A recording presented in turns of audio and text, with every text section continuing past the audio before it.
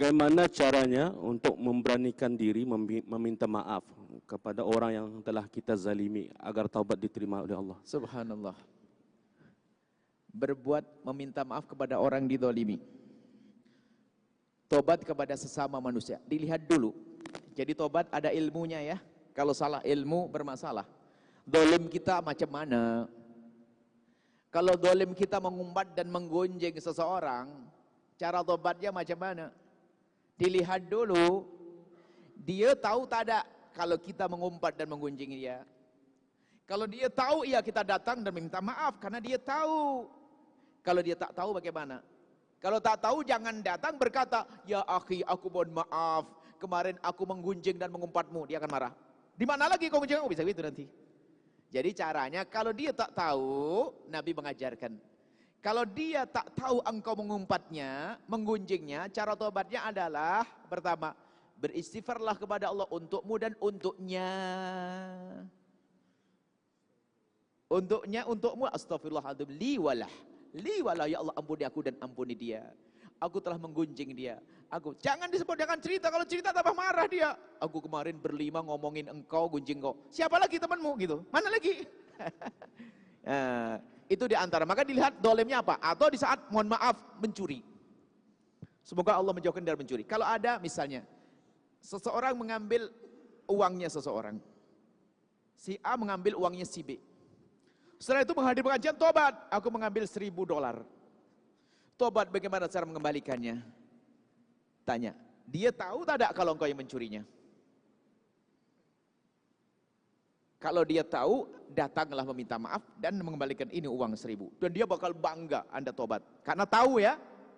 Karena tahu, wah, kamu yang malingnya dulu sekarang tobat. Alhamdulillah sudah, ambil saja tak apa. Karena dia senang. Tapi kalau dia tak tahu, Anda cukup kembalikan tanpa dia tahu.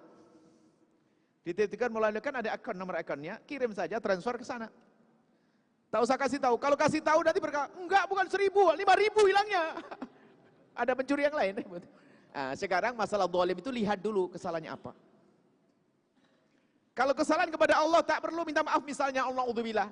Ada seorang laki-laki menzinai seorang perempuan. Saya mau minta maaf kepada dia. Enggak, jangan minta maaf kepada dia. Enggak ada minta maaf dengan manusia dalam hal ini. Ini sama-sama dosa. Mintanya kepada Allah. Jangan, Neng, saya minta maaf aku pernah menzinaimu. Malah telepon lagi nanti. Jadi ada cara tobat itu ada macam, dosanya macam mana ini. Jadi dilihat dulu. Ya. Kalau bermasalah adalah kita mungkin pernah menyakiti dia, ngomong kasar kepada dia, oh berjiwa besar, mohon maaf ya akhi. Diterima atau tak terima? Aku kemarin telah ngomong kasar kepadamu. Dan aku berjanji mulai hari ini, insya Allah aku akan berkata lembut kepadamu. Tolong ingatkan saya, harus berani, jiwa besar. Orang hebat adalah orang yang berani mengakui kesalahannya dan minta maaf. Tapi ingat, kita harus bisa bedakan dosa kepada Allah, dosa kepada manusia. Dosa kepada Allah tak boleh diungkap, nggak perlu minta maaf kepada manusia. Nggak ada maafkan manusia. Manusia hanya bisa menggunjing dan mengumpat.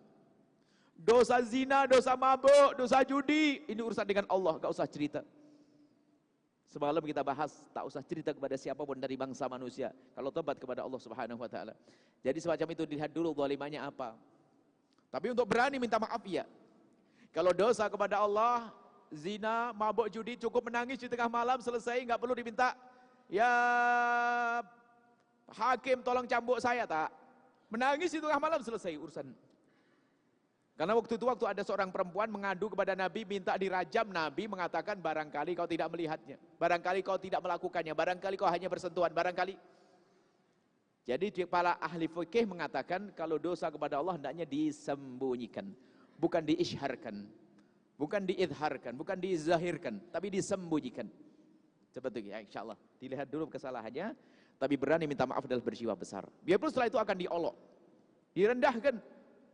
Gak ada masalah, yang penting mulia di hadapan Allah Subhanahu Wa Taala. Pertanyaannya bagaimana agar saya berani? Agar berani, ingat Allah, hukuman di Allah lebih pedih. Tapi kalau kita sudah bebas di dunia, di akhirat tidak akan ada hukuman, berjayalah kita di akhirat nanti. Wallahu a'lam bishawab.